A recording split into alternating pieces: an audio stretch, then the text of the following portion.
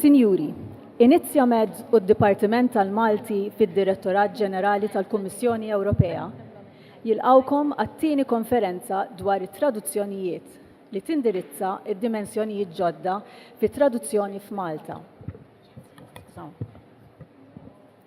Din il-konferenza hija parti mill-inizjattiva Translating Europe Workshops tal-Kummissjoni Ewropea. Il-kelliema se jkunu Maltin kif ukoll barranin. Fl-ewwel parti tas-serata għandna lil Dr. Helga Zara, Dr. Lonneke van der Plas, il-Professur Joseph Einaud, Kenneth Grima. Fit-tieni parti ta' din il-konferenza, wara pawża ta' 10 minuti, se jkollna 3 kelliema oħra. Cristina Quintano, Antoine Kassar, Dr. Fatima Sai. Wara kull taħdita se jkun hemm ftit minuti għal mistoqsijiet u l-kummenti tal-udjenza preżenti. Il-konferenza se titmexxa mis-Sinjura Claudine Borch. Ladies and gentlemen, Inizjamed and the Maltese Department within the Directorate General at the European Commission welcome you to the second conference on translation, a conference which addresses the new dimensions of translation in Malta. The conference forms part of the initiative Translating Europe Workshops within the European Commission. There will be both Maltese and foreign speakers. In the first part of the evening, there will be the following speakers: Dr. Helga Zara, Dr. Lonneke van der Plas, Professor Joseph Einaud, Kenneth Grima. After a 10-minute coffee break, we will have 3 more speakers: Cristina Quintano, Antoine Kassar, Dr. Fatima Sai. After each input, there will be a few minutes for question time and for any comments. The conference shall be led by Ms. Claudine Borch. Claudine Borch lectures French at the Junior College and Translation Studies at the University of Malta. She is a qualified translator and is currently reading for a PhD in Translation Studies. Claudine has presented her work at various international conferences. Her publications include Théorie et pratique de la traduzione littéraire français-maltaise, it-teorija u l-prattika ta' traduzzjoni letterarja Franċiż-Malti, and the literary translation Oscar u Sinjura Ir-Rosa. May I kindly remind you that the talks and discussions will be delivered in Maltese or English. I would now like to invite Adrian Grima, coordinator of Inizjamed, to deliver a short speech. Nixtieq infakkarkom li t-taħdidiet u d-diskussjonijiet se jkunu kemm bil-Malti kif ukoll bl-Ingliż. Nistieden lil Adrian Grima, koordinatur ta' Inizjamed, biex jagħmel intervent qasir. Nixtiequ ngħidu xi ħaġa fuq l-għażla tal-lingwa f'din il-konferenza. Is-sena l-oħra minna din il-konferenza dwar it-traduzzjoni bil-Malti biss u nħossu li marret tajjeb ħafna. Meta titkellem bil-Malti fuq qasam li qed jiżviluppa brata tant maġla, tkun qed tiżviluppa lingwaġġ u tradizzjoni marbuta mat-traduzzjoni fil-kultura tagħna. Jekk id-diskors dwar it-traduzzjoni jibqa' kollu bl-Ingliż, jista' jkun li ma jsibx postu fil-kuxjenza tagħna bħala Maltin, isir ġar tagħna, imma ma jkunx ta' ġewwa. Minnaħa l-oħra nixtiequ li f'konferenzi u diskussjonijiet bħal dawn nitalmu kemm nistgħu mill-għarfien u l-esperjenza li jistgħu jagħtuna akademiċi u dawk li jaħdmu f'dan il-qasam li ma jkunux jafu bil-Malti. Għalhekk din is-sena għażilna li nużaw il-Malti u l-Ingliż u ma fridniex it-taħdidiet għalihom skont il-lingwa. Taqsim għal dawk bil-Malti u oħra għal dawk bl-Ingliż. Xtaqna li jidħlu għand xulxin, li jdakru l-xulxin, mhux jibqgħu ġirien imbedin. Stajna minna din il-konferenza kollha bl-Ingliż. Ħafna drabi hekk jiġri f'pajjiżna u dawk li ma jħossuhomx komdi bl-Ingliż ma jitkellmux jew ma jiġux u ma jħossux li t-temi li qed nittrattaw mat-temi tagħhom ukoll. Qed nipproponu formola komplikata imma l-bnedmin komplikati jew kreattiva, formola kreattiva f'dinja ikkomplikata u mlewna. F'Malta għandna qatt dejjem jikber ta' lingwi. Kif se jgħixu flimkien mal-Malti, il-lingwa nazzjonali tagħna u mal-Ingliż? Kif se nimmanuvraw bejn dawn il-lingwi kollha? M'hemmx soluzzjonijiet faċli jew ovvji, M'hemmx formola li tgħod dejjem u kull imkien. Il-proposta tagħna llum hija li l-interventi mill-udjenza jsiru bil-lingwa li jażlu dawk li jagħmlu l-intervent. U ħadd m'għandu għalfejn jisti għax għażel lingwa u mhux oħra, ħadd m'għandu għalfejn iħossu meddet. Bil-lingwa nistanew mhux niftaqru. We would like to say a few words about our choice of language for today's conference. Last year's conference on translation was held entirely in Maltese, and we received very encouraging feedback. The discipline of translation studies is developing at a very fast pace, and we need to develop discourse about it in our language, making it part of our culture. On the other hand, we would also like to benefit from the expertise of academics and professionals working in this field who do not know Maltese. This is why we have chosen to hold this conference in both Maltese and English, in a way that both languages intertwine. The papers are not grouped together according to the language in which they are being delivered, because we would like to encourage cross-fertilization, one paper enriching the other. We could have opted to hold the conference entirely in English. This is what usually happens in Malta.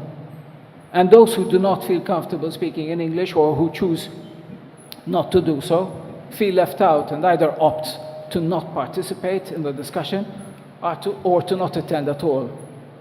For today's conference, we are proposing a complex formula, but human beings are complex anyway, and our world is becoming increasingly complex. Let's take, for instance, the growing number of languages spoken in Malta. How will these cohabit with Maltese, our national language, and with English? How will we negotiate all these languages? There are no easy solutions, no one-size-fits-all formula. During today's conference, we would like to invite you, the audience, to ask questions and make comments in Maltese or in English. A creative use of language, of languages, can only enrich us. Thank you very much.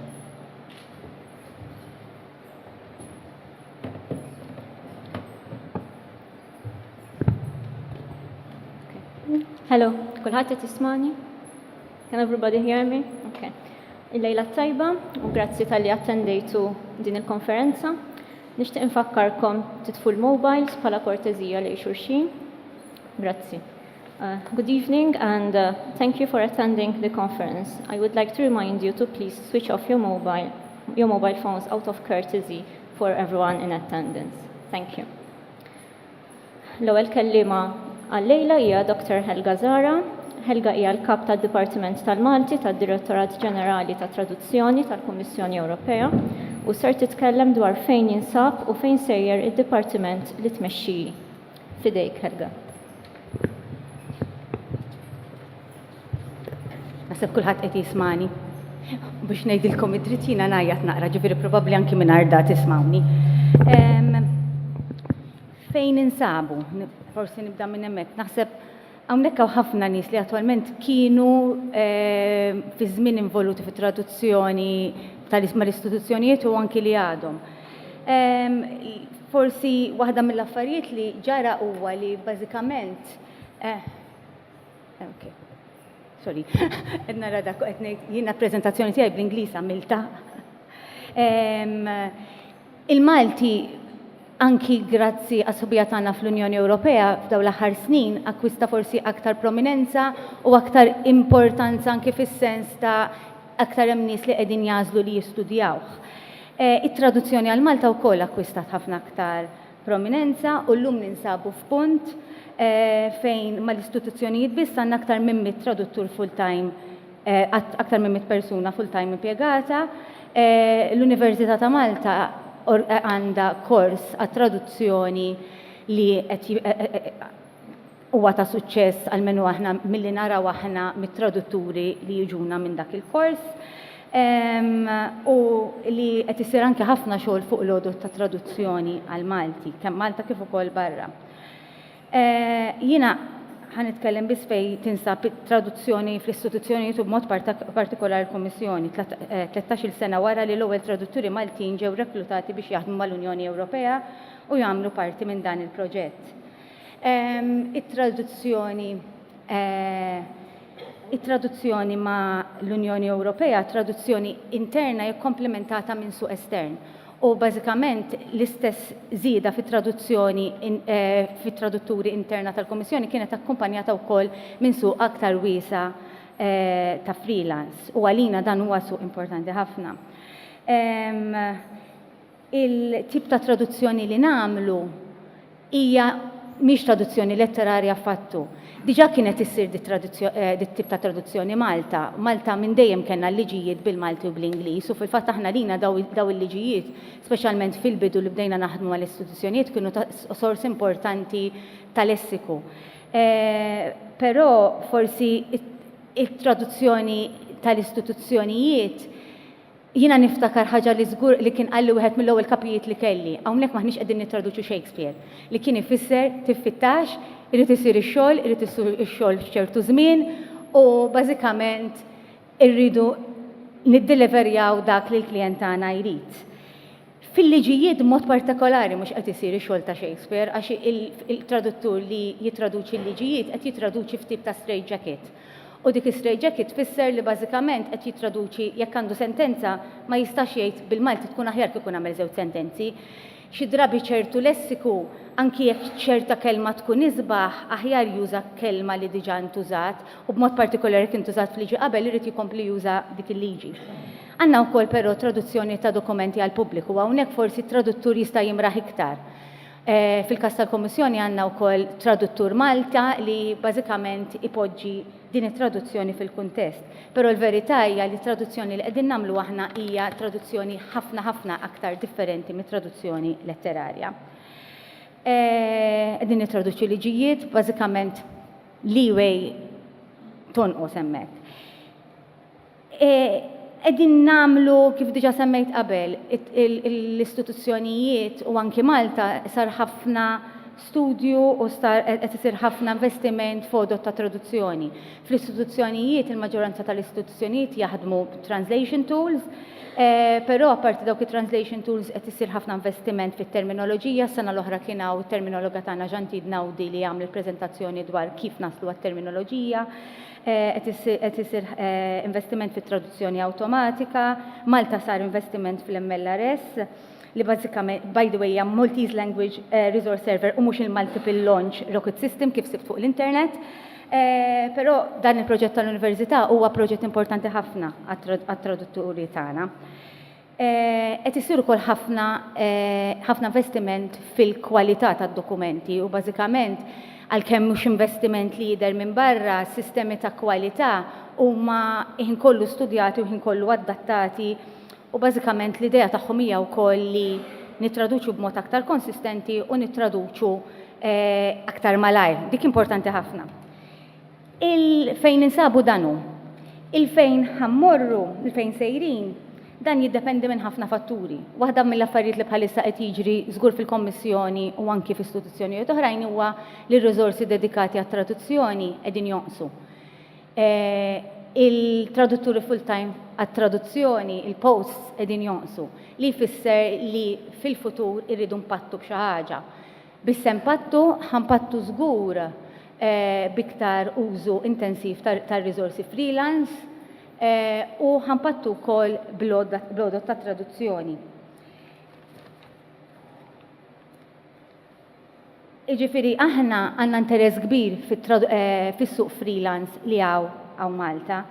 Aħna lina importanti li din aktar esternalizzazzjoni ta' traduzzjoni tkun akkompanjata wkoll minn prodott li meta jasal ikun reliable. Ġifieri aħna għandna interess fil-kwalità ta' dan is-suq u bażikament għalkemm mhux posti nixtieq li jsir pereżempju jkollna aktar rikonoxximent tal-professjoni tat-traduttur fil-futur għax bħalissa kwalunkwe, u mhix qed ngħid li ħażin, aħna għalina jekk biex tagħmel eżami tat-traduttur tista' jkollok kwalunkwe degree u xi drabi importanti li għandek nies ta' ċertu background li mhux bil-fors għandhom xi tip ta' kwalifika fit-traduzzjoni, però jekk ikun hawn rikonoxximent aħjar tal-professjoni tat-traduttur, jekk ikun hawn għaqda li tirrappreżenta l-professjoni tat-traduttur, illum naħseb dan is-suq kiber biżżejjed biex naslu għal dan.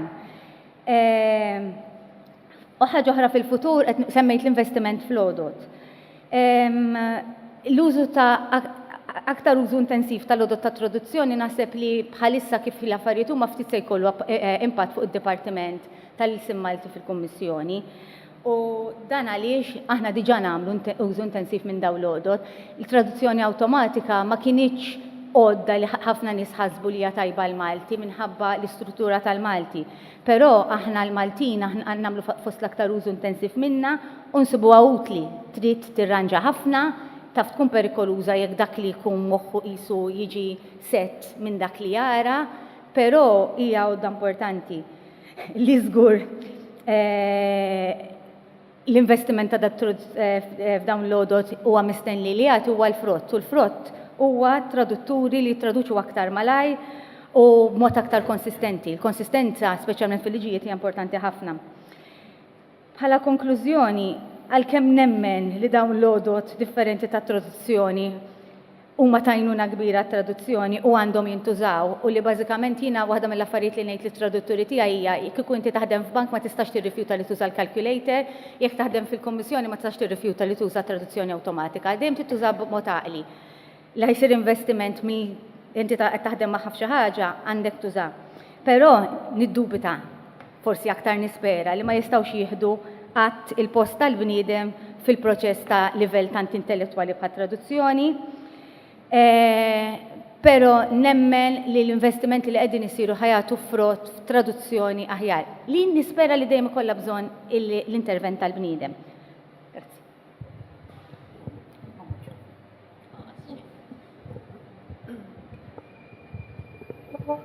Grazzi Helga ta' din it-taħdita tas-sew informattiva u tal-li kont konċiża wkoll.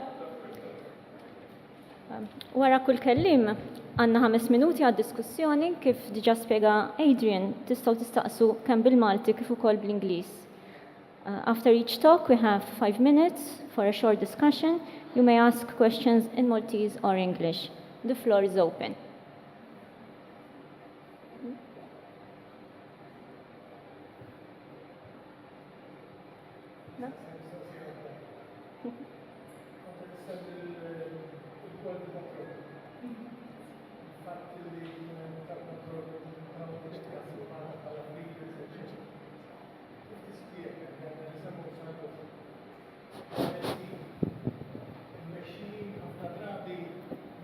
Avukati illi xogħolhom ikun illi jaqbdu it-traduzzjonijiet li għamillhom ħaddieħor jistgħu jkunu 10,000 kelma kuljum, 15,000 kelma kuljum u dawn jippruvaw jikkonvinċuna illi qegħdin jagħmlu x-xogħol ta' evalwazzjoni, xogħol ta' korruzzjoni għax ħarġet il-kelma korruzzjoni għax il-fattu li jiena għalija biċċa korruzzjoni. Nixtieq ma ngħidx hekk, imma għadni nisma' sal-lum studenti tagħna jgħidulna wara li ħadmuhom sigħa twal. Eluf ta' kliem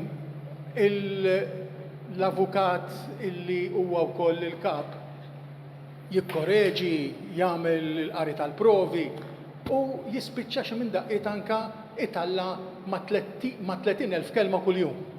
Sewwa dawn naħseb wieħed irid jagħti każ illi ma jibqgħux jgħaddu biżmien la lilkom, la lilna u laqqas lill-pajjiżna b'mod ġenerali.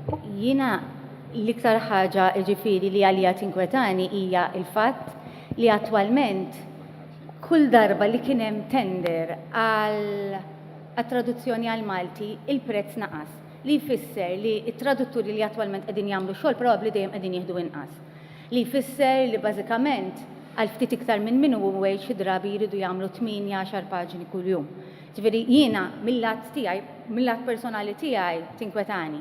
Fl-istess ħin jien naħdem ma' istituzzjoni li toħroġ tenders u li bażikament it-tenders huma fuq il-bażi tal-kwalità u tal-prezz, il-prezz huwa valutat 30%, il-kwalità hija valutata 70%.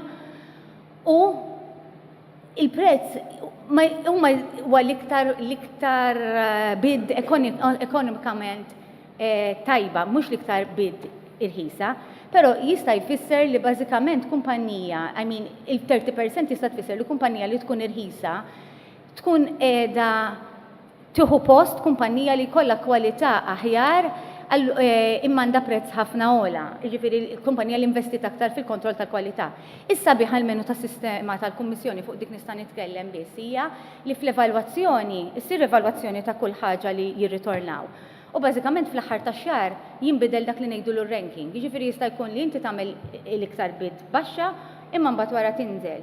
Jiena nispera li da ġifieri l-fatt li mbagħad wara tmur għal bid iktar l-isfel li forsi hija ogħla, mhux bil-fors, għax jista' jkun wara kollox tkun kwalità ħafna iktar baxxa. Ifisser li t-tradutturi li qegħdin jaħdmu Malta qegħdin jitħallsu iktar. Però sa ċertu punt għandna kontroll limitat hemmhekk. Jiġifieri da qed taħdem ma' istituzzjoni li għandha financial regulation li diġà 70% fuq il-kwalità huwa ħafna.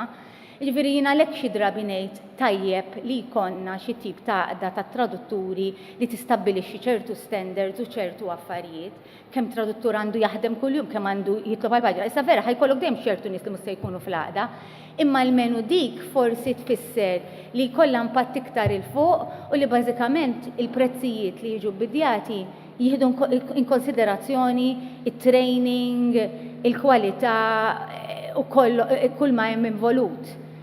Aħna għandna financial regulation, finalment ma tistax tgħid li l-prezz mhux importanti, ġifieri il-prezz huwa importanti, però il-kwalità mbagħad wara jiena meta jaslu għandi l-kwalità hija l-iktar ħaġa importanti biex ngħid id-dritt għax il-verità jiena kien nirċievi dokument ta' kwalità baxxa għalija tfisser ħafna xogħol. Ġifieri finalment il-dokument ikun jew qed jitħallas jew le jiddependi mill-grat li ntuħ. Però ikonna ħafna xogħol biex nirranġaw li jfisser xogħol doppju. Aħna biex niżguraw li nagħtu evalwazzjoni tajba, di mhux jiena. Li niżguraw li nagħtu evalwazzjoni tajba attwalment ikollok persuna li tevalwa id-dokument, persuna li mbagħad wara terġa' tara l-evalwazzjoni biex tara li ġiet ivvalidata sew u persuna oħra l-kap tal-unità li tara. U l-idea hi li naslu għall-aħjar fuq net. Però aħna semmek nistgħu naslu. Affarijiet oħra jridu jsiru internament. Aħna is-suq l-unika influenza li għandna fuqha hija is-sistemi tagħna ta' kontroll ta' kwalità kif jinfluwenzaw fl-aħħar minnet kif niżlin u tilajn. Jien nixtieq inżid ħaġa oħra ġifieri. Aħna għandna ħafna tradutturi li attwalment ġejjin mill-kors tagħkom. U ħaġa li nnotajna hija mhux kulħadd, imma hemm ħafna minnhom li attwalment jintegraw iktar malaj u li għatuna xogħol ta' kwalità. Ġifieri aħna kuntenti ħafna b'dak li qed jipproduċi d-Dipartiment ta' Traduzzjoni. U nafu li ħafna minnhom qegħdin hawnhekk u li qegħdin jaħdmu għal freelancers, jiġifieri għalina importanti wkoll li daw jitħallsu bitajjeb biżejjed biex jibqgħu jaħdmu hemmhekk. Però l-influenza li għandna limitata u bħalek ninkwieta l-ammont ta' xogħol li mistennija jagħmlu kuljum għax b'dak l-ammont ta' xogħol bil-fors toħroġ żbalji, bil-fors ma tikkontrollax lilek innifsek, eċċetera.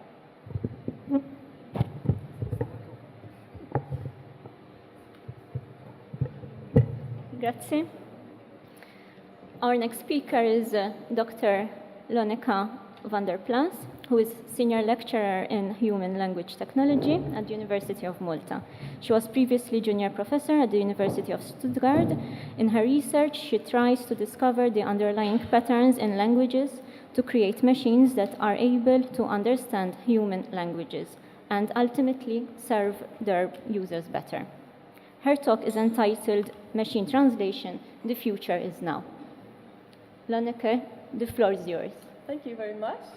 Let's wait till we get something on the screen as well. That's very good.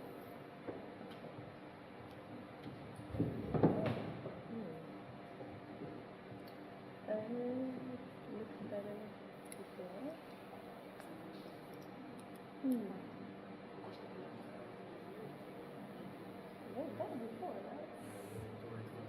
So okay. Give it a try.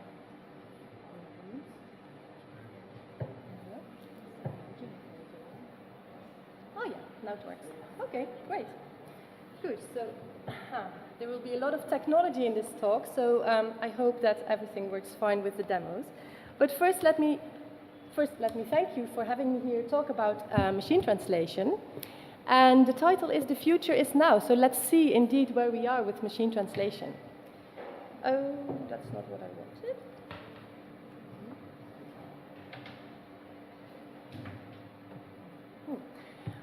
Okay, so first, you'd like to know what is machine translation, right? So what we do in machine translation is we go from one language to the other, and to do that we use a machine, just a machine, to do the translation for us. So what you might not know is that you can go from either text or speech, and you can also translate in either text or speech. And if the demo works, I'll show you a little bit how that works. Great, so this is a subfield of human language technology, and human language technology is not very known, but it's a course of study that we offer at the University of Malta. So if anybody's interested, just let us know. We're teaching on that. Great, so related fields to machine translation are things like computer-assisted translation. So it's not just the machine that does everything, but there's a human component in there. So for example, there are translation memory tools where translators can look up terminology, for example. It will help them to be more consistent overall and also between themselves. And the other thing is terminology managers. These are also very handy for you, for translators to use to be consistent in terminology when they're, for example, working in a specific domain. So yeah, the talk is called The Future is Now, but it's really thanks to the past, because without this past we wouldn't be here. And actually, machine translation is quite a mature field. It might sound futuristic to you, but the first thoughts about this were already before the 40s, actually. People were already thinking about this. They didn't have the machines yet to implement it, so it were more theoretical thoughts of how to do this. But once the machines were there, they also happily tried to implement these things.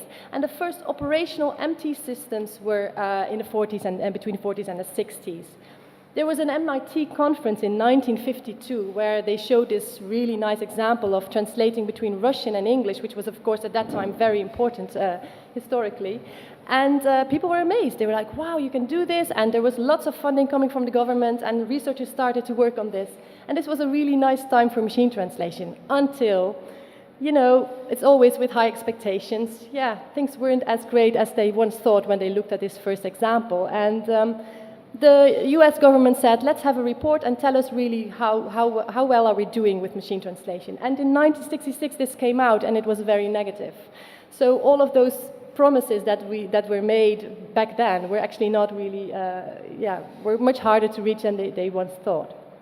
So there was a long pause because, of course, the US government then said, let's cut the funding and let's do something else because we're not ready for machine translation yet. Still, the commercial systems were, you know, still working on this, and the first commercial systems actually were in that pause, so there were people working on that. In the 19th, there was the statistical revolution, as we call it in our field. All of a sudden, computers became so powerful that they could deal with lots of data. They could handle lots of data all of a sudden. And so machine translation, that first was a rule-based thing where linguists were studying hard and put in rules for certain linguistic patterns.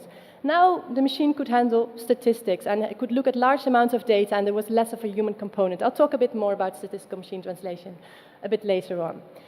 So yeah, 2016, where are we now? And I wanted to show you this by showing some demos. So first a few words. So I don't know how it is with you, if you use it a lot, but actually in my personal life I've came across quite a number of people, and actually also myself, using Google Translate. On your mobile phones, have you used it before, or maybe on the computer? It's what we call software as a service, so you go online and you use it, and you can't have the code or anything, but you can use it. So Google Translate now has 103 languages. That's impressive, right?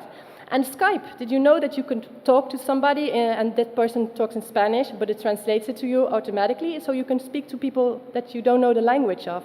This is all possible right now.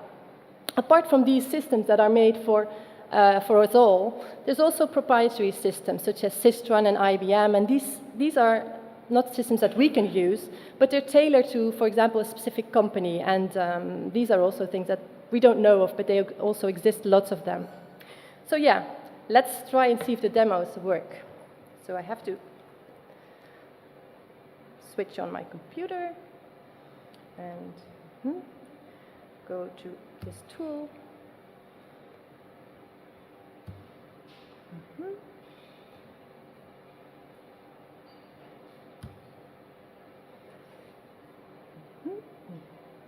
Okay, this should work. Okay, now for the audio, I had maybe.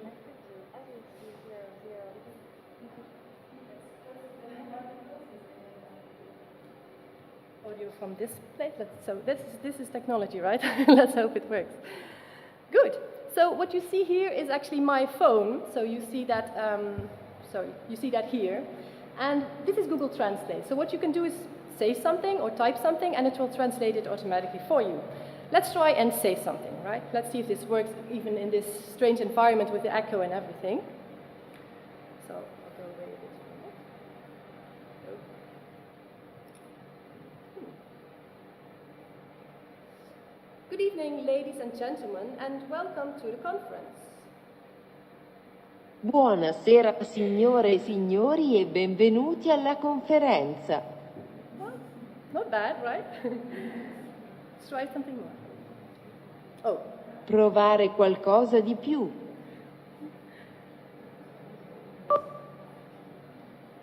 This conference is about translation in the Maltese context. Didn't get Maltese. Questa conferenza è sulla traduzione nei contatti multi. Pity is that it didn't understand my speaking when I said Maltese. It didn't understand and it said Maltese. But I tried it before and it actually worked. So yeah, this is possible. And this is possible not only in Italian. You can do this with anything, Japanese, Chinese, whatever. And something else I wanted to show you is that you could also use this, for example, not just for speech, but also for something visual, such as, but we first have, yeah, it's still Italian, okay? So you see the famous Quaker oats, you all know that? So yeah, Quaker oats, right? But what if you're Italian and you don't know what oats are? Isn't that great? It just translates it for you and shows it in the actual, you see it's trying to find it and then it finds it. What it doesn't do well, I asked my Italian colleague, is what you see below that, integrali laminati avena. So whole grain rolled oats shouldn't be translated as laminato. I mean, laminato is something that you put on the floor, you know, it's not something that you, but yeah, it had some trouble with rolled, right?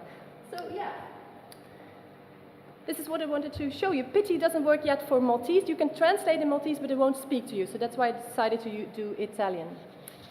Good. Let's go back.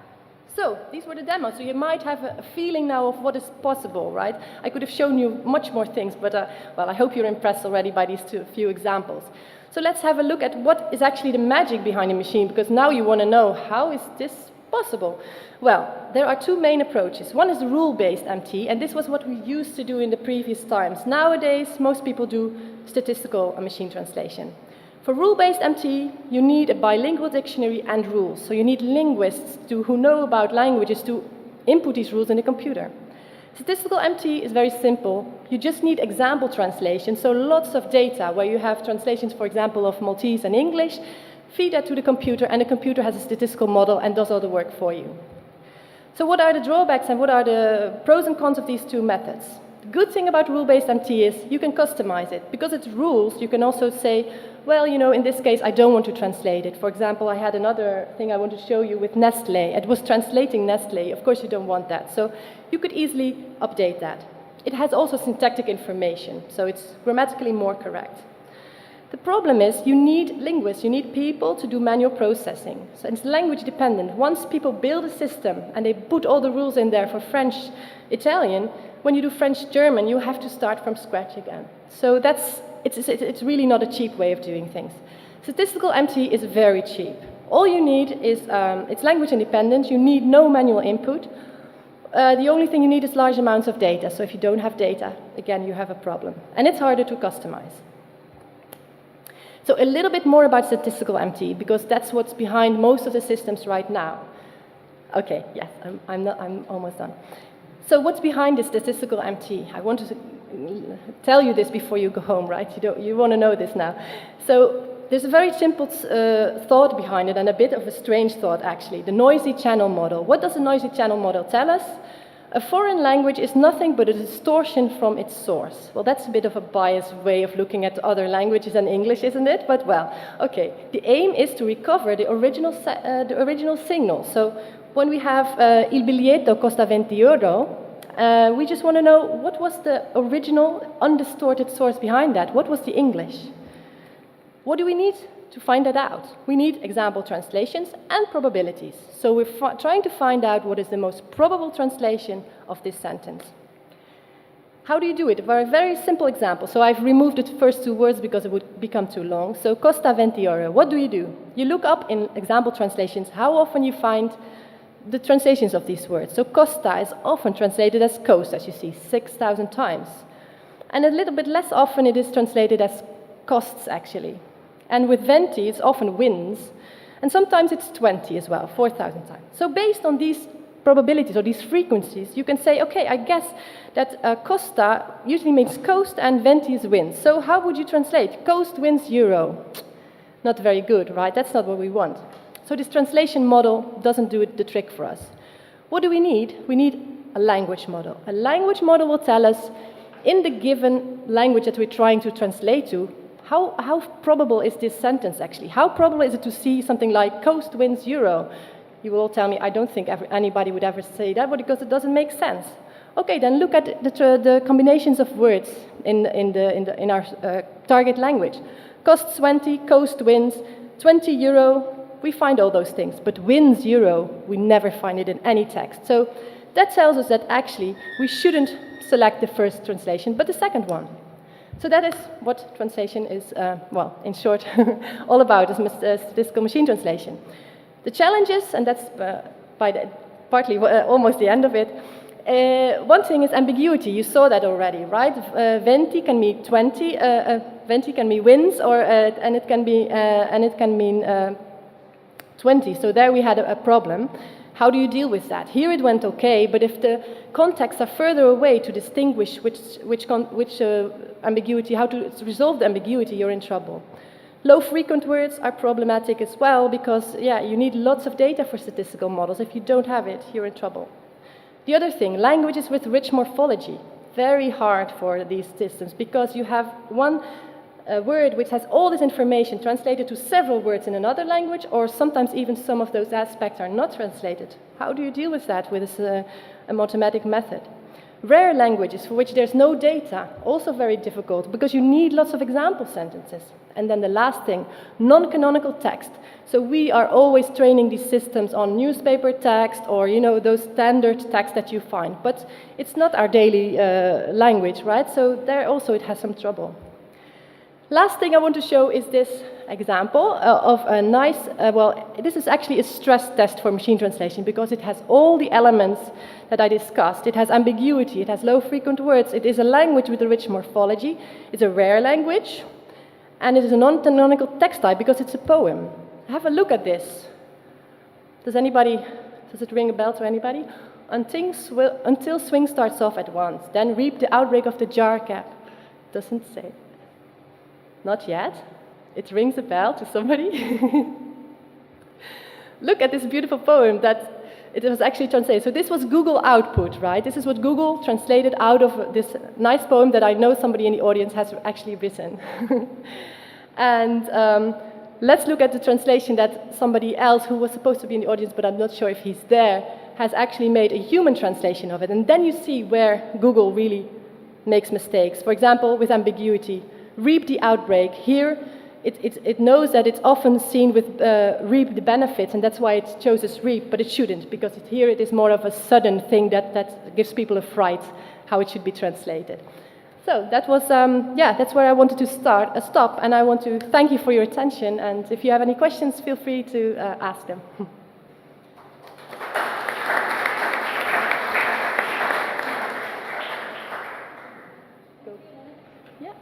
Detach this one again.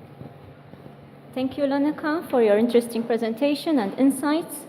Who would like to ask the first question to Lonneke? Professor?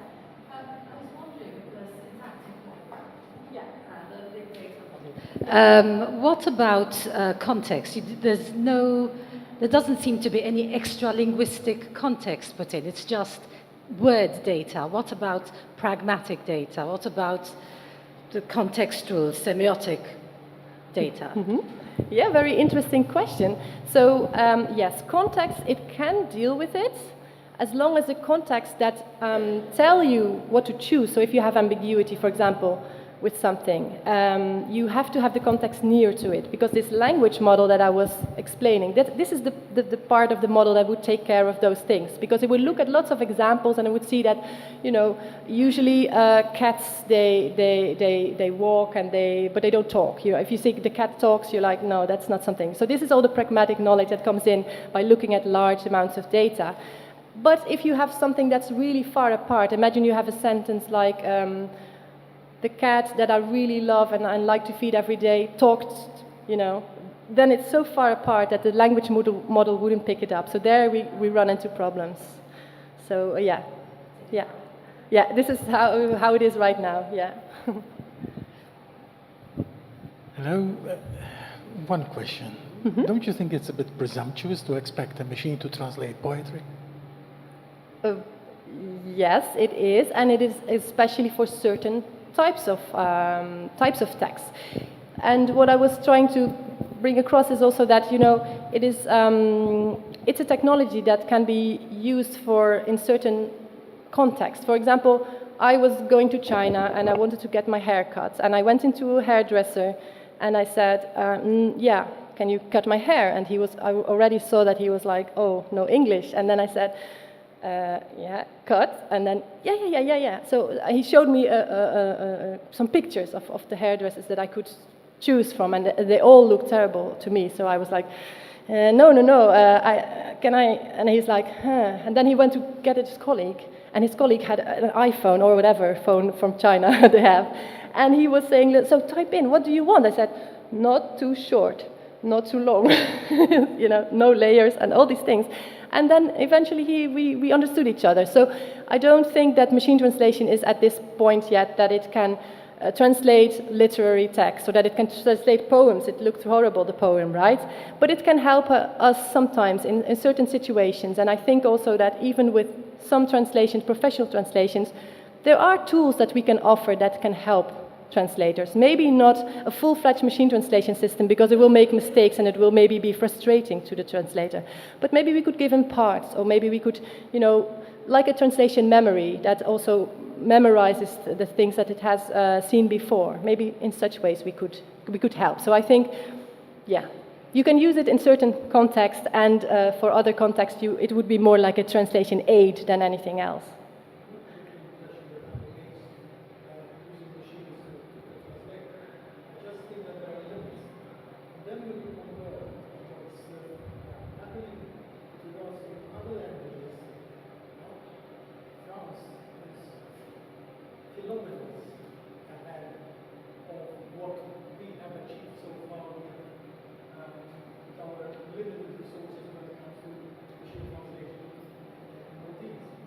But I believe that we have to actually take cognizance of the limits as well that machine translation can actually do for us. Yes. I've seen good translations made by poets as well. And when I compare them with the original, I still feel that there are several things left. Oh yeah, with the machine. I limited my question to poetry. Yeah. Because ultimately, Yeah. I do believe that machine translations can, at least at the first level, draft level, they can be done. Yes, no, of all those verses that I translated, I asked the translator of this poem what he thinks, and he said only the last one I could be happy with, but all the rest not. So yes, for poetry there's still a long way to go, and maybe we'll never ever get there. Actually, there's too much creativity involved in a translation of a poem, I think, to let a machine take over. Yeah. Oh, sorry. Afterwards, maybe at the breaks. Thank you.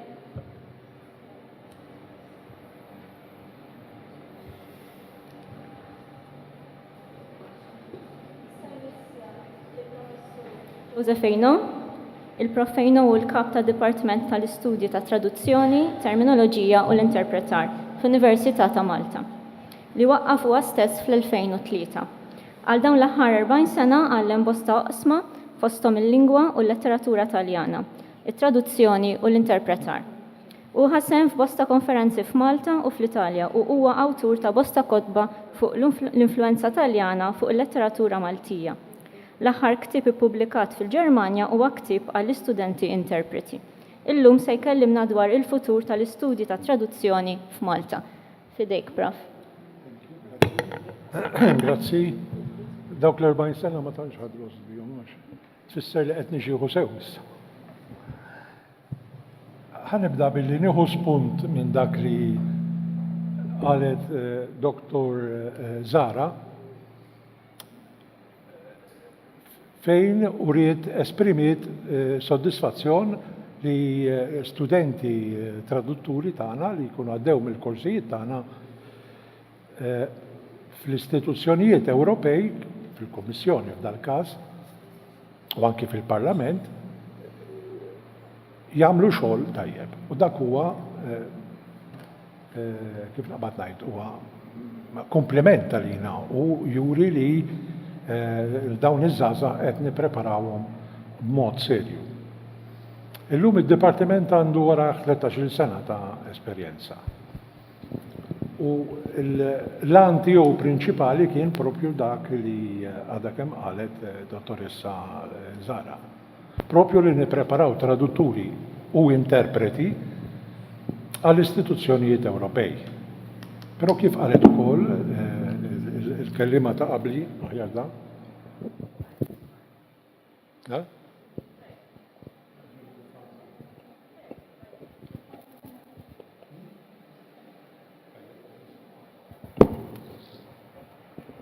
Qalet li l-ħtieġa ta' tradutturi full-time mal-istituzzjonijiet m'għadix daqshekk.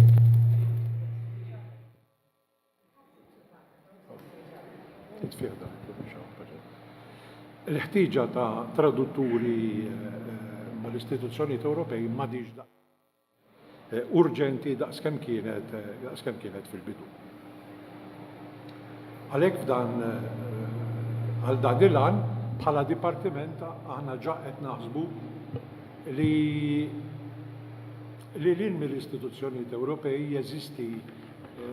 jeżisti suq jew ambjent lokali li aħna nistgħu nindagaw.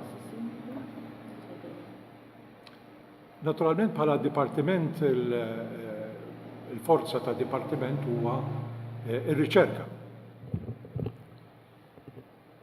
Ir-riċerka li ssir kemm min-naħa tal-istaff u kemm blajnuna tal-istaff l-istudenti meta jippreparaw u jiktbu t-teżijiet tagħhom hija forma oħra ta' riċerka.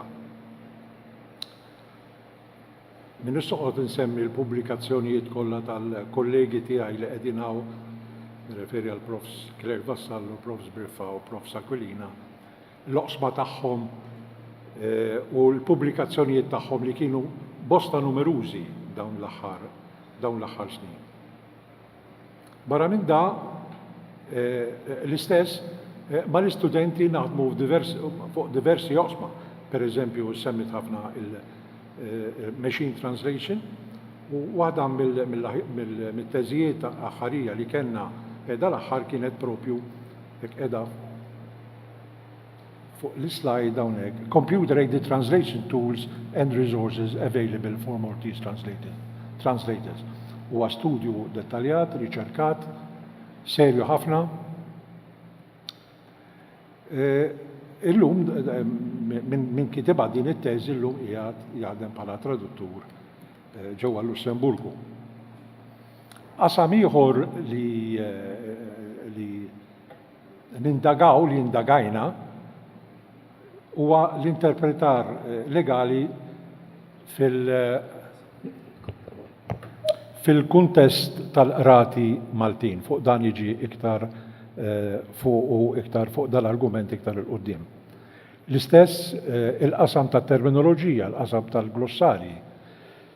dawk huma sempliċement eżempji li qed taraw fuq l-slide. Per eżempju, Corpus-Based Perspective on EU Commissioner Speeches. Jew inkella Glossary of Terms Used in Textiles and Design Industry. Il-terminoloġija, il-glossarji nasal għal arja oħra ta' riċerka li hija il-sottotitoli kemm ta' films u kemm ta' serje televiżivi lokali. U l-aħħar ma mhux lanqas hija traduzzjoni letterarja. Fuq dal-aspett fuq dan il-panel, mhux se ngħid il-ħallil il-ħażin u l-ħallil it-tajjeb, imma se ngħid żewġ pilastri tad-dipartiment għaliex tnejn kienu studenti tagħna illum qegħdin fuq din il-panel. Kenneth għadu kien l-ewwel wieħed li ġab il-PhD fl-istudji ta' traduzzjoni. U Claudine, jekk permettu li ngħidilkom isimkom, li dal-waqt tissottometti il-teżi tagħha għal grad ta' dottorat. Barra riċerka li hija l-qofol ta' kwalinkwa dipartiment, ta' kwalinkwa akkademja, importanti wkoll il-kollegamenti, il-programmi internazzjonali u l-ftehim li jsir ma' universitajiet u ma' istituzzjonijiet Ewropej.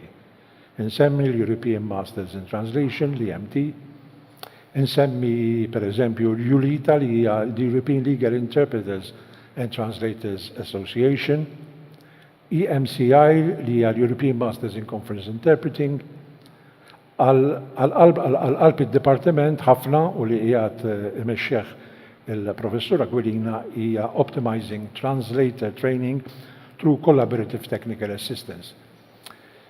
L-istudenti kunu mħarġa fil-qasam ta' traduzzjoni permezz ta' situazzjonijiet reali fi traduzzjoni.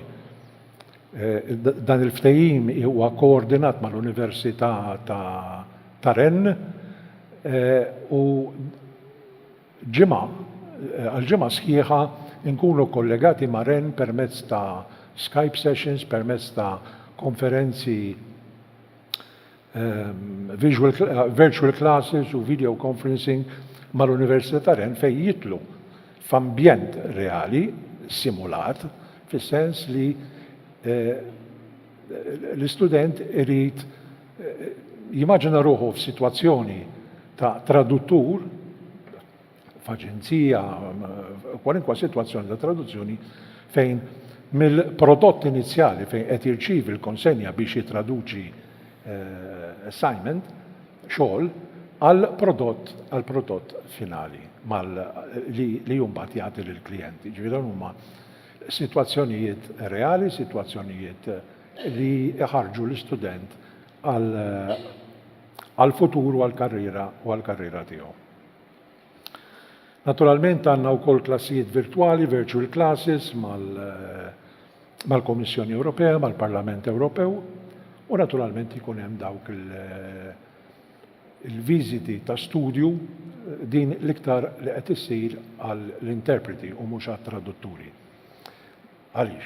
Għax il-Kummissjoni, il-sessjoni tal-interpretar tipprovdi tħallas kemm il-vjaġġ u kemm l-akkomodazzjoni għal 3 ijiem fi Brussell. Fil-każ ta' traduzzjoni għad ma rnexxilniex inġibuha b'xejn għall-istudenti.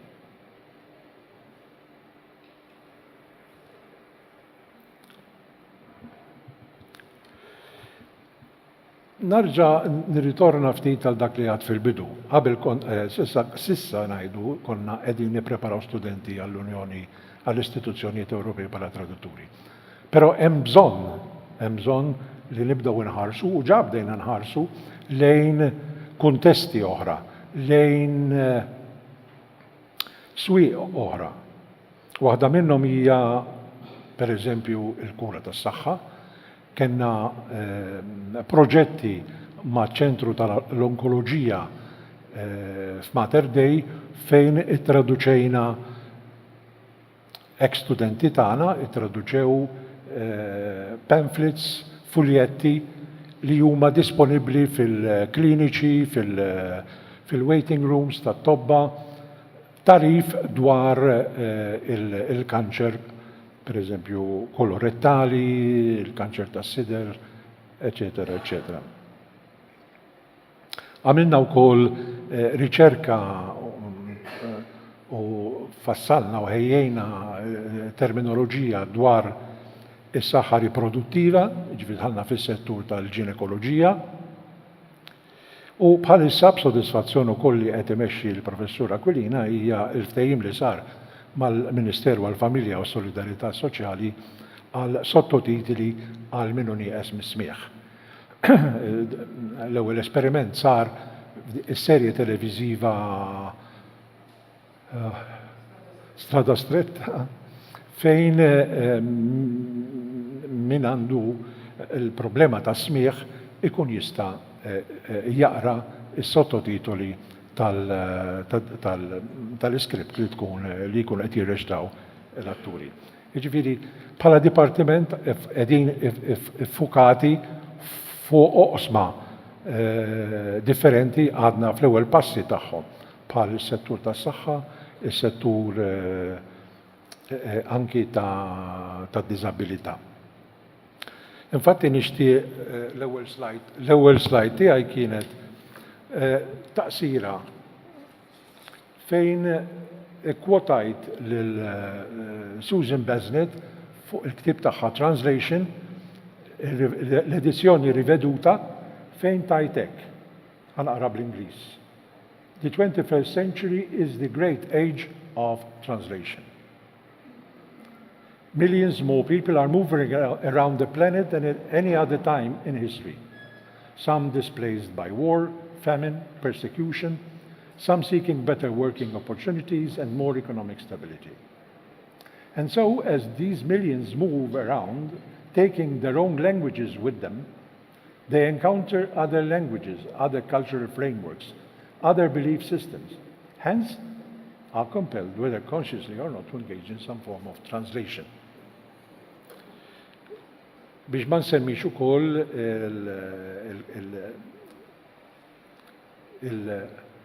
il-problema ta' l-immigrazzjoni anki ġewwa Malta, fejn anki hemmhekk hemm bżonn ta' strutturi, koordinament, fejn dawn l-immigranti mhux kollha il-maġġoranza, l-maġġor parti tagħhom ma jafux l-Ingliż. U meta jitresqu pereżempju l-qorti minħabba reat m'hemm ħadd li jista' jinterpreta fil-lingwa tagħhom. Okay. Biex nersaq lejn it-tmiem, x'inhuma l-korsijiet li għandna f'moħħna l-ġodda. Grazzi għal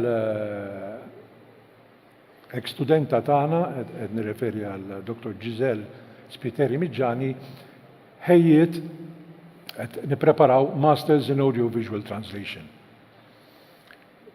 Bis-saħħa tagħha qed irresquha għall-approvazzjoni mill-fakultà ġaddiet qed irresquha għall-approvazzjoni tas-Senat.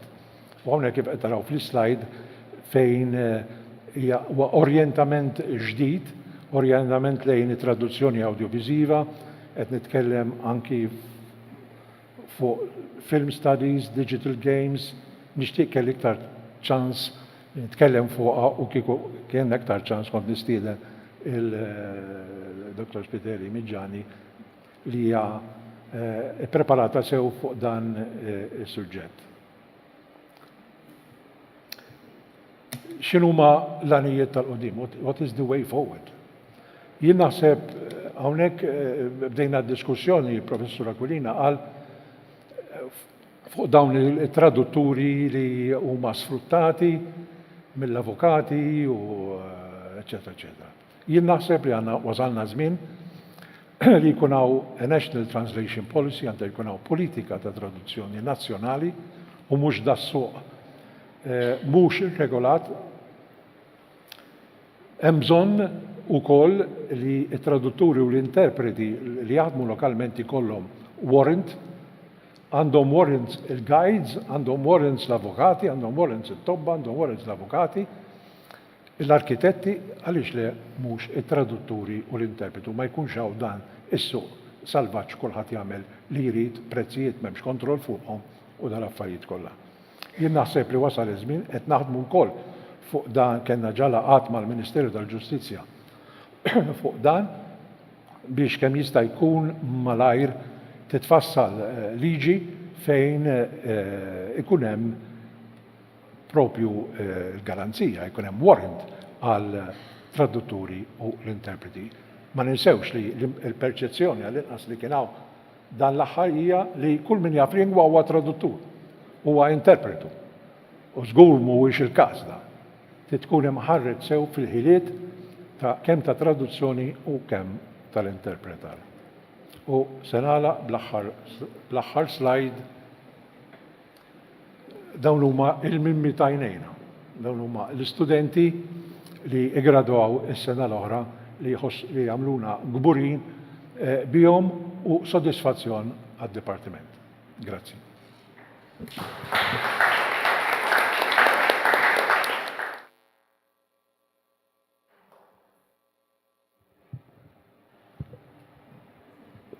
Grazzi, Prof.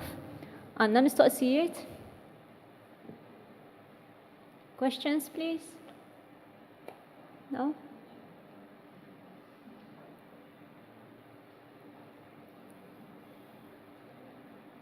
Okay. So I will ask you a question, Prof. Il-kors tal-Masters fi traduzzjoni ilu li fetaħ mill-2003. Issa jinsab fi 13 sena tiegħu. X'bidli trajt minn meta nfetaħ il-kors sa issa? Il-bidliet saru kien hemm bosta bidliet. Naturalment da bħal meta tarbija titwilet ikollha bżonn ħafna għajnuna. U hekk konna aħna fil-bidu tal-kors kellna bżonn ma kenniex l-esperjenza, ma kenniex laqas daqshekk għarfien għax fl-Università ta' Malta disgrazzjatament xi inħarsu lura. Qatt ma kien hemm fl-Università ta' Malta jew fil-Fakultà tal-Arti korsijiet immirati lejn it-traduzzjoni. Anzi, niftakar ma jkun nkun pessimista, ma niftakar li meta introduċejna l-kors dak iż-żmien kienu saqsuni ma traduzzjoni hija suġġett akademiku. Ir-risposta mhux se nagħtikom hawnhekk. Però illum il-ġurnata wara 13 sena hemm l-esperjenza. Barra l-esperjenza kif għad fil-bidu ta' taħdita, hemm ir-riċerka grazzi għal-kollegi, grazzi għall-studenti li il-riċerka li tiġi pubblikata tagħti timbru u marka lid-Dipartiment. Kif ġat is-sodisfazzjon tagħna kien li bosta li permezz ta' id-Dipartiment bosta studenti matul dawn is-snin sabu impjieg bħala tradutturi u bħala interpreti kemm lokalment u anki fl-istituzzjonijiet Ewropej, fil-Kommissjoni u fil-Parlament, imma anki fil-Qorti tal-Awdituri, fil-Bank Ċentrali Ewropew. Qed inħossu l-ħtieġa issa wkoll li niftħu orizzonti ġodda, li niftħu oqsma ġodda kif ġa qatt. Kenna ġa l-ewwel passi ma' diversi oqsma bħal mal-Ministeru tal-Familja u Solidarjetà, mal-Dipartiment tas-Saħħa, mal-Televiżjoni lokali. Dawn iridu jissaħħu u irid ikun hemm ukoll ir-riżorsi, mhux biss ir-riżorsi umani, imma anke riżorsi finanzjarji. Per eżempju, jiena nirċievi għaliex għadd fl-aħħar tad-diskors tiegħi hemm bżonn ta' politika nazzjonali. Jien nirċievi bosta telefonati, emails li jiġu minn diversi dipartimenti tal-gvern fejn isaqsuni tista' tuża l-istudenti tiegħek speċi intuhom xogħol ta' traduzzjoni u għal-jom tkun prattika. Ġifieri ma tistax mhux tobbliga, ma tistax dan ix-xogħol ma irid ikun hemm forma ta' rikompens xi ħaġa.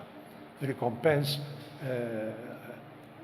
forma finanzjarja, forma fejna fin ta' risorsi, ta' investiment, eccetera, eccetera.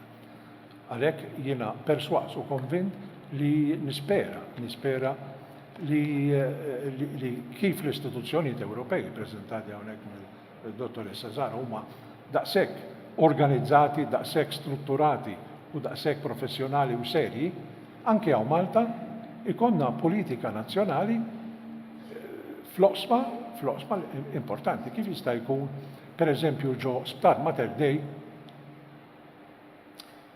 ħafna paramediċi u ħafna carers huma Filippini, Ungeriżi, Rumeni, ma jafux naturalment kelma bil-Malti. Laqas kelma bl-Ingliż. Jew bitqanżieħ l-Ingliż tagħhom. Kif jista' jkun fejn int għandek pazjenti morda irridu jikkomunikaw u ma jistgħux jikkomunikaw mal-paramediċi. Ma rridx nispiċċa b'ton negattiv, nisperaw li dawn l-affarijiet jitranġaw. Grazzi, Prof. Naddu għal Dr. Kenneth Grima. Kenneth u għallim u kap ta' Dipartiment tal-Malti fil-Kulleġġ St. Thomas More.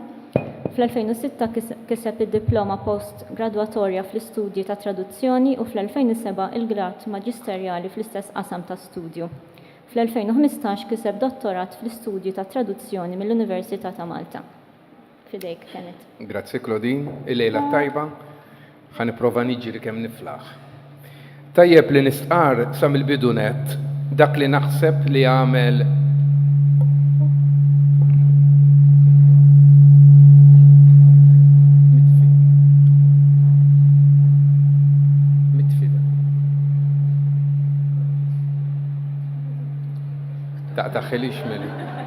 taħħilix mill-ħin di, ta'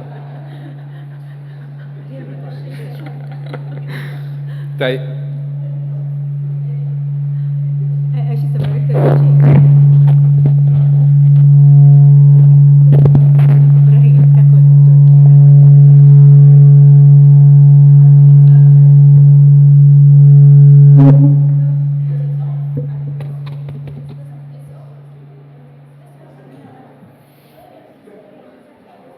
All right?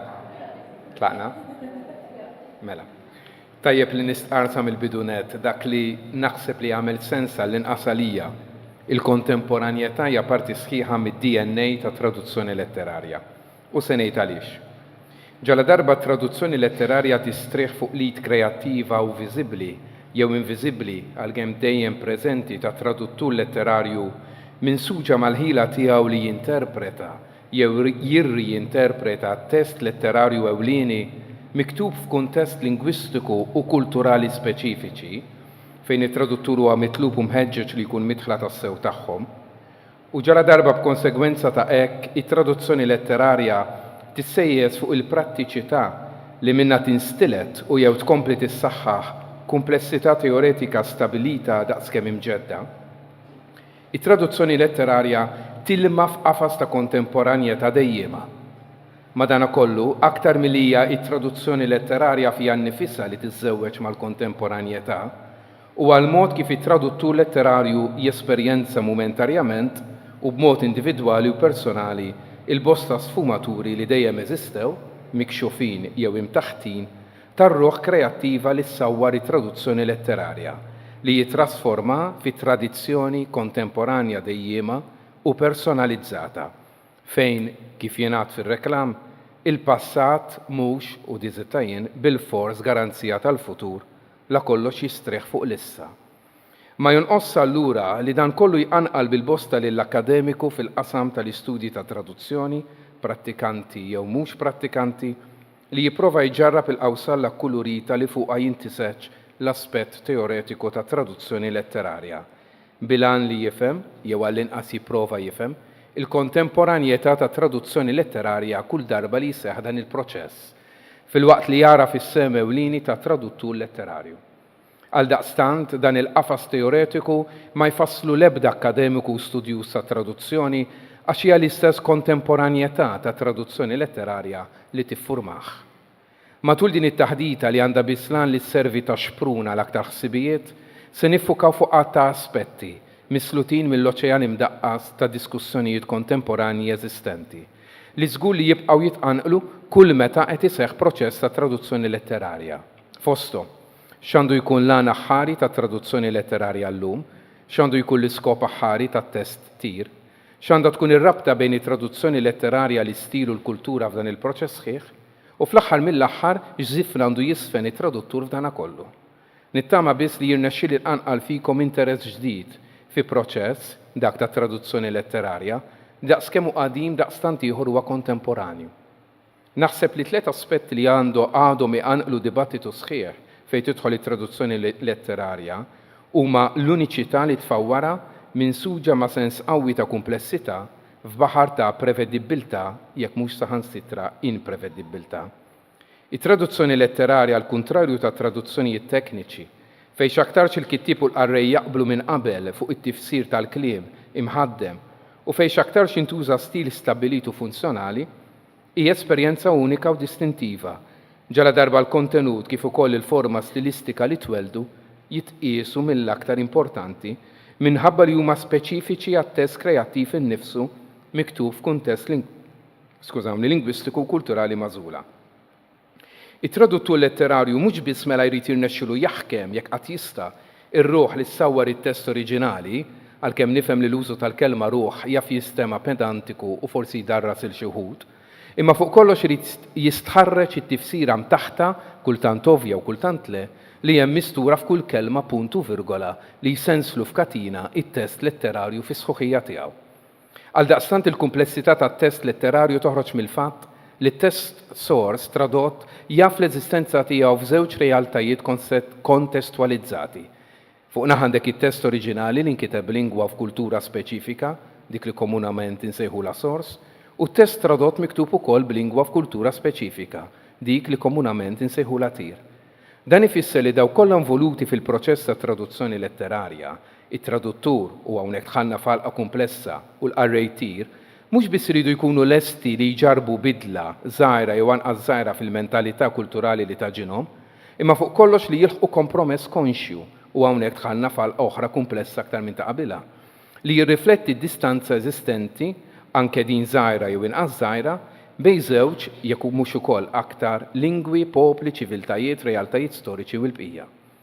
Fuq kollox it-traduttur qatt ma huwa innoċenti fil-proċess ta' traduzzjoni minħabba li t-test tir huwa dejjem riżultat ta' manipolazzjoni tas-sors ewlieni u ta' deċiżjonijiet konxi jew mhux mittieħda mill-istess traduttur maqsum bejn żewġ imħabbiet aktar milli purament taqlib ta' kelma f'lingwa ma' kelma f'lingwa oħra, indipendentament minn dak kollu li aħja.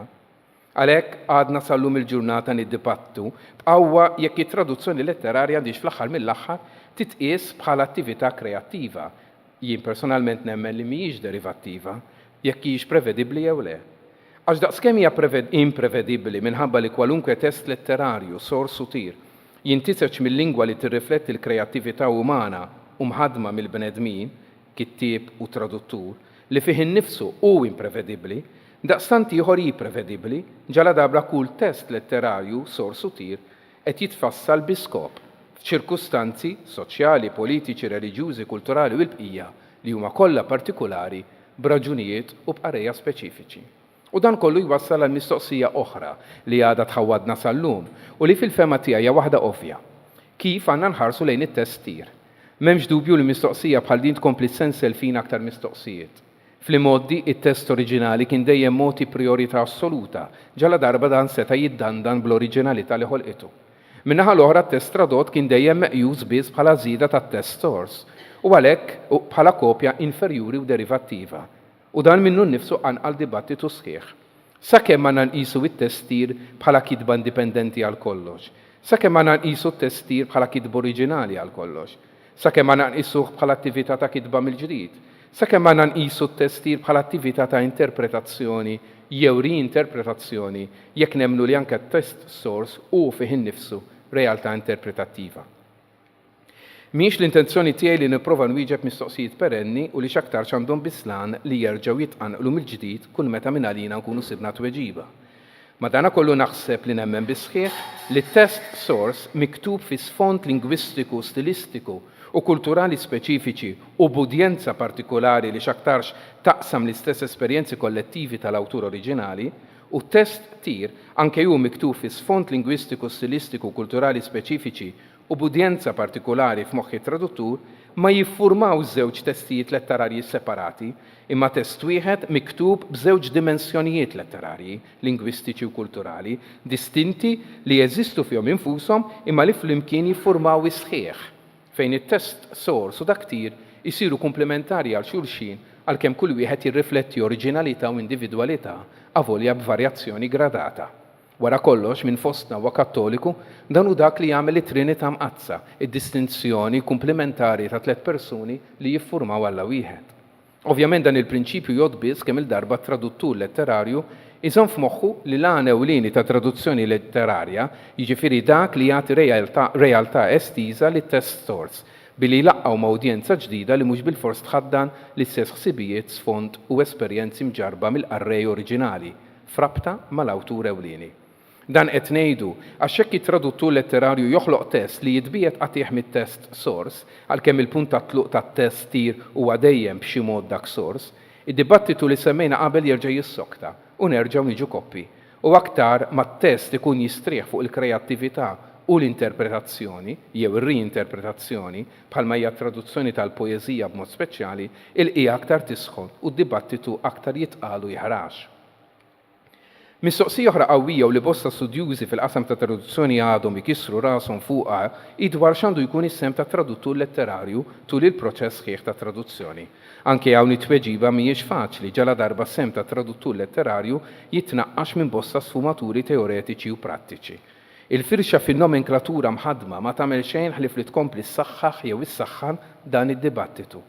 Minħabba li traduttur letterarju jitqis primarjament arrej li jaħdem jitfid direttament jew indirettament mal-kittib oriġinali sabiex jagħti ħajja ġdida jew estiża lit-test source bit-tħaddim ta' traduzzjoni, għal xi wħud jaf jitqis medjatur kulturali jew negozjatur jew interpretu jew riinterpretu tat-tifsir jew promatur tad-differenzi. Jew arrej jew kittib mill-ġdid attiv u min jaf kemm ilija oħra hemm. Li hu żguru li traduttur għandu sem attiv tul il-proċess sħiħ ta' traduzzjoni letterarja għax għandu lan li jipprova jaqqat lil arrej tir flimkien mal-awtur u t-test source bis-saħħa tat-test tir sabiex inibbet fih l-istess għalkemm kelma bħal din taf tinstema' u titqies superflua esperjenzi mġarba mill-arrej oriġinali. Għal daqstant it-traduttur letterarju illum aktar mill-bieraħ inħarsu lejh bħala xi ħadd li jrid ikollu l-ħila li jixed responsabilità mhux biss lejn ix-xogħol oriġinali tal-awtur primarju, influenzat minn għada lingwistika u kulturali speċifiċi, imma saħansitra lil qarrejja l-ġodda li għalihom qed jitraduċi t-test source, anke huma maġuna fi sfond kulturali u lingwistiku partikolari. U għalhekk li personalment nemmen għalkemm dwar dan hawn dibattitu sħiħ li jaf joħloq approċċi estremisti li traduttur letterarju u fir-realtà ko-awtur, hawnhekk qed nuża l-kelma awtur bitra żgħira, tat-tessir daqskemm interpretu tat-test oriġinali minħabba sem viżibbli u deċiżiv li għandu sabiex jgħeleb dak li mad-daqqatajn jidher mhux trasferibbli u jlaqqa flimkien iż-żewġ trufijiet tal-pont letterarju permezz ta' tlaqqih interkulturali. U se ngħid għaliex. Min-naħa tradutturi qed biss jinterpreta jew jirriinterpreta t-test oriġinali filwaqt li jipprova jkun sinċir lejn dak li fassal l-awtur ewlieni u hawn qed nuża l-kelma awtur bitra kbira. Min-naħa l-oħra dak il-array tir qiegħed jaqra u bla dubju ta' xejn ix-xogħol tat-traduttur u mhux tal-awtur oriġinali, dan jidher forsi b'mod aktar ċar fit-traduzzjoni tal-poeżija. Mela iva, nemmen kważi b'konvinzjoni li traduttur huwa ko-awtur, mhux fis-sens kif inqisu ko-awtur lil dak li jaħdem jitfid mal-awtur oriġinali biex jinħema t-test source, ma bħala ko-awtur tat-test tradott minħabba li dan mhux xejn għajr il-kliem tat-traduttur moqri mill-arrej il-ġdid f'kuntesti lingwistiċi u kulturali ġodda. Hija l-formulazzjoni, ġifieri l-azzjoni li ħolqot it-test, l-istil, it-tħaddim tal-lingwa u d-deċiżjonijiet meħudin mill-kittib kemm dak oriġinali u anke traduttur dwar kif se jinvolvi l-array li jiddeterminaw il-paternità dak li bl-Ingliż issejjaħ l-authorship tat-test, kemm source kif ukoll tir. U ġara darba traduttur letterarju huwa personalment responsabbli mit-test li joħloq, mela allura iva għandu jitqies ko-awtur. M'hemmx dubju li llum il-koll naqblu li t-test letterarju jitwielet fost l-oħrajn f'kuntest kulturali fejn it-traduttur ma jistax jinjora u m'għandux jinjora l-influenza kemm tal-elementi intralingwistiċi, jiġifieri dawk l-elementi relatati direttament mal-lingwa u espressi bl-istess lingwa, x'tensjoni. Kif ukoll dawk extralingwistiċi, jiġifieri elementi li jmorru lil mill-lingwa nnifisha għalkemm dejjem espressi bil-lingwa. Li flimkien jisawru kemm it-test ewlieni kif ukoll dak tir. Madana kollu dibattitu llum qed ikompli jitwessa ġala darba anke l-istil letterarju tat-test innifsu qed jitqies bħala riflessjoni tal-kultura li taħmieħ u tiffurmah. Minħabba li huwa bis-saħħa ta' dan l-istess stil hekk kif imħaddem mill-kittib, awtur u traduttur li jgħinu jikkomunika mal-qarrej tiegħu sors u mhux. Barra minn hekk l-istil huwa r-riżultat tal-għażliet imwettqa mill-istess kittieb u għalhekk rifless permezz tal-lingwa mħattma fit-test sors u mhux.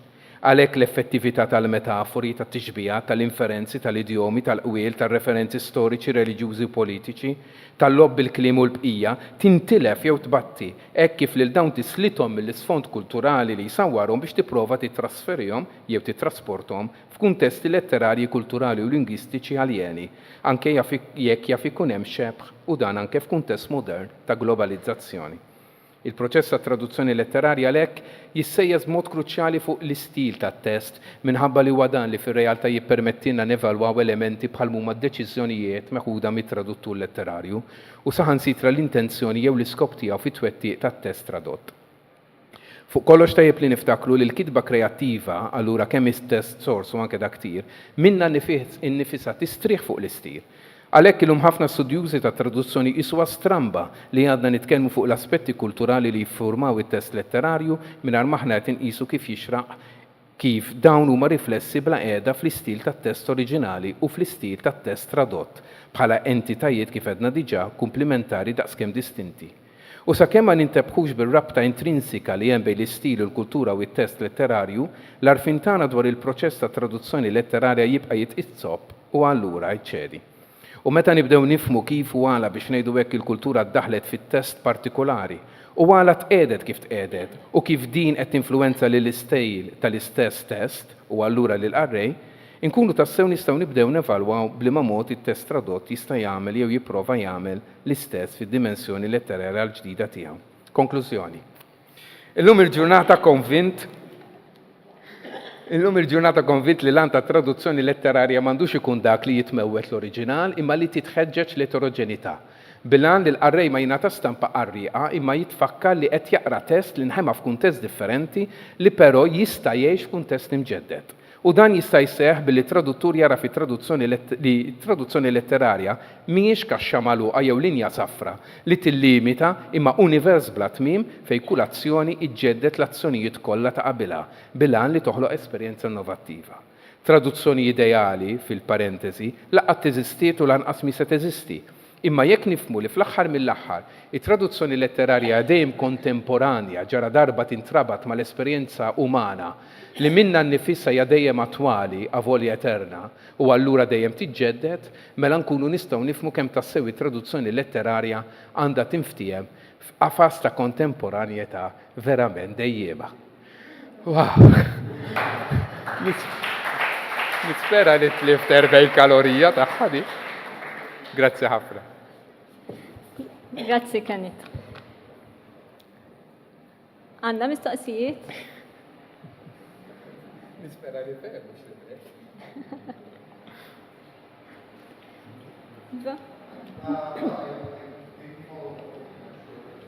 Jista' jkollok mikrofonu jekk jogħġbok għax.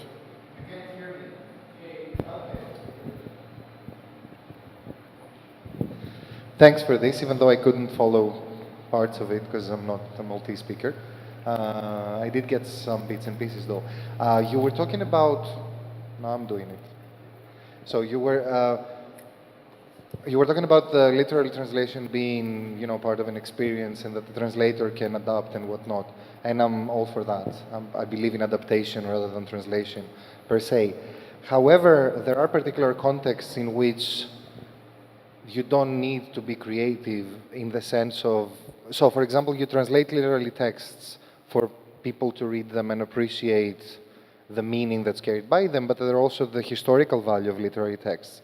So for example, if you were to translate Homer, and I was a historian, I would like to know in the Maltese version what the exact source text was, in the sense that I am interested in the story of the ancient, civilization and whatnot. And I was just wondering what your take is on that. Concerned the translation of a literary text. Yeah. So when we are talking about the translation of a literary text, we're talking about something very much different from translating a historical text. Now, of course, as you said, a literary text can include historical aspects.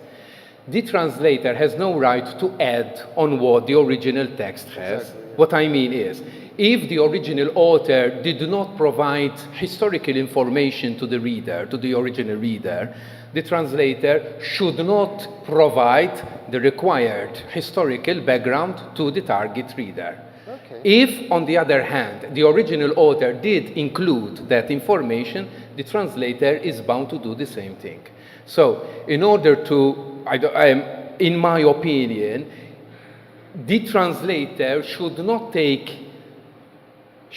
responsible to provide the reader with extra historical information which is not included in the original literary text. Why? Because he's translating a literary text, not a historical text. Yeah, no, I understand that, but in a way, if the audience doesn't have this knowledge, it needs to be passed on, otherwise it needs to be adapted. But even the original reader won't have that access by reading the original textbook. Am I right?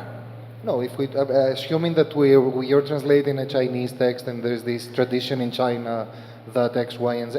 I'm interested in drama translation of theater. And on the one hand, you have theater for the sake of, entertainment and people watching it, in which case you have to adapt, otherwise people will miss the point. And on the other hand, you have, many, like, Middle Ages theater, many plays that have a lot of value for their situation in history, in a... But what I mean is, even in the original text, the author meant only to provide a literary text, not a historical text. Yes. The translator is bound to do the same thing. Of course, the translator can, if he wants to, he can add footnotes, etc. Right. Okay. But my question is whether the literary text will eventually remain a literary text once you start to include footnotes, etc., in order to provide the information which you think the reader may be needing. Okay, and your take is that you should? If he's translating a literary text, no, he has no right to do so. All right, thanks. Thank you. Grazzi, Kanet. Issa għanna pawza qasira ta' 10 minuti, nitolbukom tkunu lura fil-ħin. Now we have a 10-minute break. Please be back on time. Thank you.